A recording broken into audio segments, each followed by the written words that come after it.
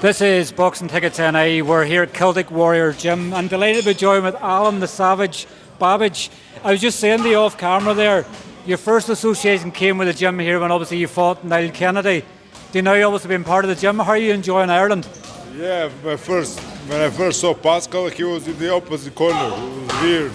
And I remember him from then, and he struck me as a very tough man. Pascal did as a trainer, and I like that. And when I lost my trainer, I split up, and everything happened. And somebody said, "Try with him." And I was like, "What do I have to lose?" I didn't have no team, didn't have no fight, didn't have anything. So I said, "Let's go, all or nothing." I know initially I think you maybe tried a few different trainers out, like looking around the gym here, the memories it's sketched on the walls. It's nearly a who's who of sort of who Pascal's been around in boxing. Yeah. You've joined a gym full of experience and talent. Exactly what I was searching for, a man who's gonna be in his gym 0-24, and that's Pascal. He lives boxing. He's in his gym 10 hours a day, and I'm with him. So I don't even go home. I just go home, sleep, I come back to the gym, and it's beautiful. And that's exactly the kind of environment I needed. Is it similar to you, obviously, maybe in Croatia, obviously, I guess? Is sort of Ireland a bit like that for you, or is there much difference? There's a one big difference. You have no sun. No sun. I couldn't get used to it. I still am not used to it. I didn't see a sun in 3 weeks, so that's the only difference. As I say, but they're both tough countries, very tough countries, tough people. So I respect Ireland a lot. And obviously you have Thomas Carty in the camp. Is he paying you for wearing his T-shirts? No, he threatens me. No, But it's good to have obviously another heavyweight. Obviously it saves you having to go somewhere else for sparring. When you've got Thomas here, you can spar off each other. perfect. We have Gus, we have sparring partners, we have Thomas, we have sparring partners flying in. It's perfect. Believe me, I have. Yesterday I did 6 rounds with 3 guys. So we have sparring by lots, a lots. And obviously you're back in action now. You're fighting Steve Robinson on the 31st of March, I think it is. There's so many dates going about this gym at the moment with fight news for everybody. You're back in action.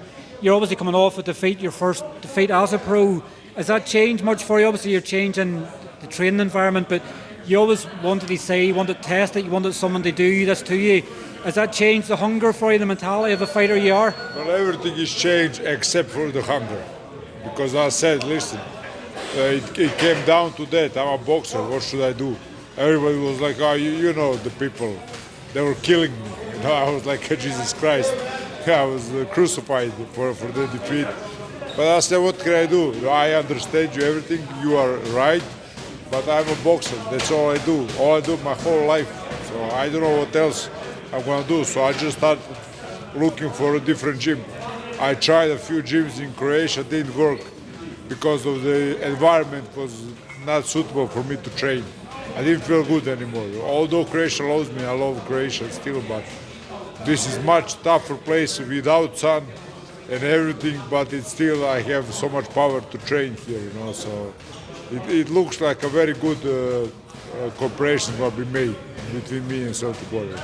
And I guess for you, will much change in the style? Obviously, an aggressive front foot fighter. Will much change in you when you fight Steve Robinson? He's obviously regarded as being called Drago, so it sort of feel like a Rocky sort of film to you in a way. Like, will much change? I guess you don't want to give too much away ahead of fight, but will much change for you when you step in the ring on the 31st of March? Yeah, I'm gonna float like a butterfly. No, I don't. Nothing's changed. My style just got more aggressive, so I can't wait to see how that looks in the ring. I, as a fan, waiting to see the Savage, so I think I'm going to be more aggressive, if that's possible. So, like you've had some memories, obviously, in boxing, obviously fighting in Eddie Hearn's back garden. You obviously proposed to your missus, obviously, during one of them as well. You've been through a lot of memories in boxing the last few years, but boxing's obviously so much part of your life. It's probably more ingrained in your heart than anything else is. Yeah, well, listen, I've been doing this for 12 years now, and I've been pro only 4 or 5 years. So boxing gave me everything. Boxing gave me the identity. Boxing gave me a voice. Gave me everything I ever had. So me going away from boxing would be terrible for me, for my family, for my future family, my wife, everybody. So I didn't even consider it. I don't know why people thought I'm gonna just leave boxing. I'm never gonna leave. I'm never gonna leave. Whatever happens, I can just be the most ready I can be, and I am doing that. I'm in the perfect shape. maybe the best shape of my life. And I'm going for it. And what do you make of obviously heavyweight boxing at the moment? Obviously, we're just over a week out from AJ versus Francis Ngannou. Obviously, you've Usyk, obviously Fury. Heavyweight boxing always thrives, but there's big nights in Saudi Arabia now. Is that maybe the plan for you? Get a fight out in Saudi Arabia and make loads and loads of money? Yeah, well, before it was Las Vegas. Everybody wanted to go to America. And now everybody wants to go to Riyadh. So times change, locations change, but boxing is the same. So I'm just a boxer.